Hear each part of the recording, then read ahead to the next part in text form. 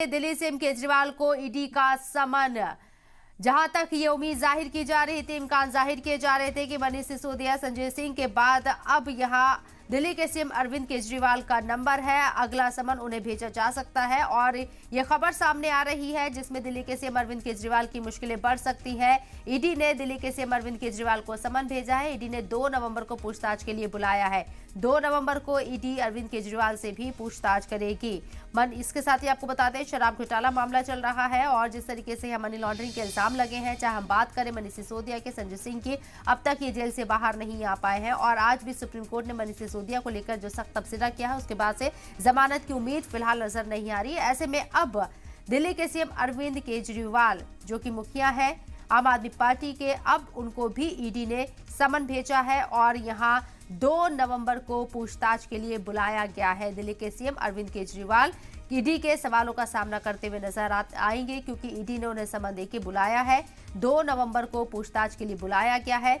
शराब घोटाला आम आदमी पार्टी के लिए गले की फांस बनता हुआ नजर आ रहा है। एक एक करके आम आदमी पार्टी की जो टॉप लीडरशिप है वो ईडी की रडार पर आ रही है। अब तक की बात करें तो मनीष सिसोदिया, इसके साथ ही संजय सिंह और अब दिल्ली के सीएम अरविंद केजरीवाल का नंबर आ चुका है। ईडी के जरिए समन भेजा गया है। बीजेपी हालांकि पहले ही इस बात को वाजे कर चुकी थी अपने बयानों के जरिए कि अगला नंबर अब दिल्ली के सीएम अरविंद केजरीवाल का होगा। और फिलहाल ये खबर सामने आ गई, जहां ईडी के जरिए अरविंद केजरीवाल को समन भेजा गया है। 2 नवंबर को पूछताछ के लिए बुलाया गया है।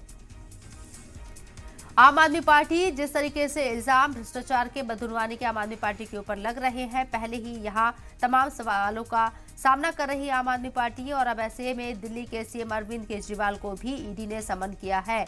और समन भेजने के बाद आपको बता दें कि 2 नवंबर को बुलाया गया है। पूछताछ अरविंद केजरीवाल से भी की जाएगी, क्योंकि दिल्ली के सीएम हैं अरविंद केजरीवाल और आम आदमी पार्टी के चीफ हैं। ऐसे में अरविंद केजरीवाल से जब पूछताछ होगी, किन आधार पर पूछताछ होगी, क्या सवाल रहेंगे, ये भी देखना होगा। लेकिन फिलहाल मनीष सिसोदिया, संजय सिंह और अब बारी दिल्ली के सीएम अरविंद केजरीवाल की।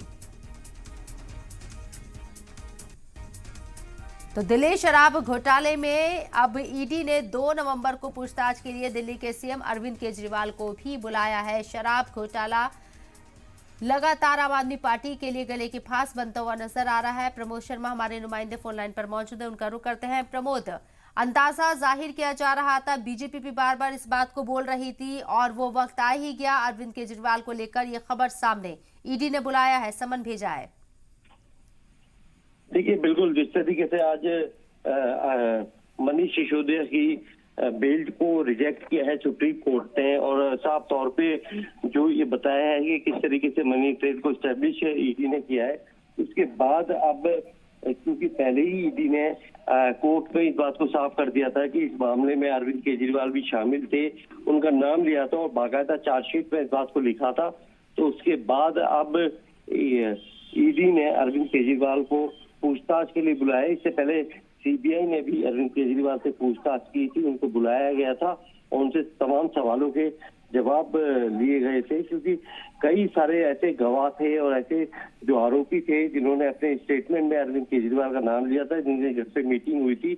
उसके बाद अब ईडी ने जब अरविंद केजरीवाल को बुलाया है तो इसको काफी गंभीर तौर पे देख रहे हैं कि ये अरविंद केजरीवाल की मुश्किलें हो सकती हैं, या फिर जो इन्वेस्टिगेशन चल रही है इस पूरे मामले में। क्योंकि सुप्रीम कोर्ट ने जिस तरीके के जो अपने ऑर्डर में ये बात बोली है कि 338 करोड़ की जो मनी ट्रेल है उसके बारे में जो स्टेब्लिश ईडी ने कर दिया है, तो आम आदमी पार्टी के लिए काफी ज्यादा मुश्किलें हो सकती है। और अब अरविंद केजरीवाल को पूछताछ के लिए ईडी ने बुलाया है, क्योंकि ईडी के पास वो सारे सबूत है कि किस तरीके से जो करप्शन का जो पैसा था पूरा जो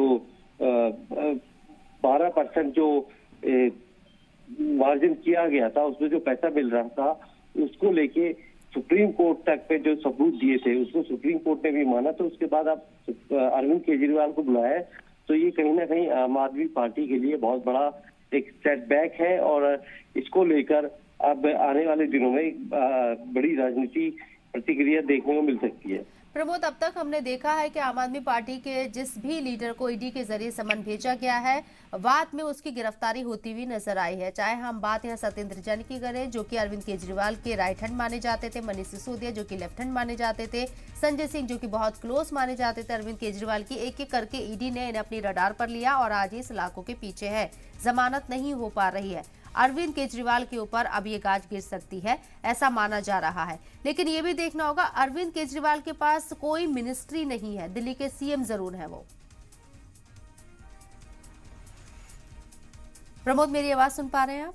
कोई मिनिस्ट्री नहीं है, लेकिन अरविंद केजरीवाल के तौर पे उनकी क्या भूमिका थी, इसके बारे में जो जितने भी सरकारी गवाह बने हैं, जो अप्रूवर बने हैं, चाहे उसमें दिनेश अरोड़ा हो या दूसरे लोग हो, उन्होंने साफ तौर पे बताया कि कहाँ पे मीटिंग हुई थी, उनके घर पे भी मीटिंग हुई थी और उनकी इन्वॉल्वमेंट थी। कहीं ना कहीं जो नोटिंग होती है किसी भी फाइल के अंदर, उसमें या फिर जो बाकी लोग गिरफ्तार हुए हैं, उन्होंने अपने स्टेटमेंट में इन बात को बताया है कि अरविंद केजरीवाल इस बात के बारे में इसको लेके जानते थे, क्योंकि अरविंद केजरीवाल आम आदमी पार्टी के संयोजक हैं और सुप्रीम कोर्ट ने खुद ये सवाल किया था कि जब ये पूरा फायदा आम आदमी पार्टी को हो रहा है तो आपने आम आदमी पार्टी को क्यों नहीं इसमें आरोपी बनाया है। तो खुद ईडी ने ये बात बोली थी कि इस बारे में हम तो लीगल एडवाइस ले रहे हैं और वो आम आदमी पार्टी के संयोजक होने के तौर पे बिना किसी भी मंत्रालय को अपने पास लिए हुए और जो पैसा जो आ रहा था, जो फंडिंग हो रही थी, जिससे कि अलग अलग राज्यों में चुनाव के जो खर्चा हो रहा था, चुनाव लड़े जा रहे थे, उसके खर्चे को लेकर ये पैसा जो है ये जनरेट किया जा रहा था। जो नई आबकारी नीति आई थी, तो उसको लेकर ईडी ने विस्तार पूर्वक। लेकिन फिलहाल अब अरविंद केजरीवाल की मुश्किलों में इजाफा हो सकता है। बहुत बहुत शुक्रिया प्रमोद आपका तमाम जानकारी हम तक पहुंचाने के लिए।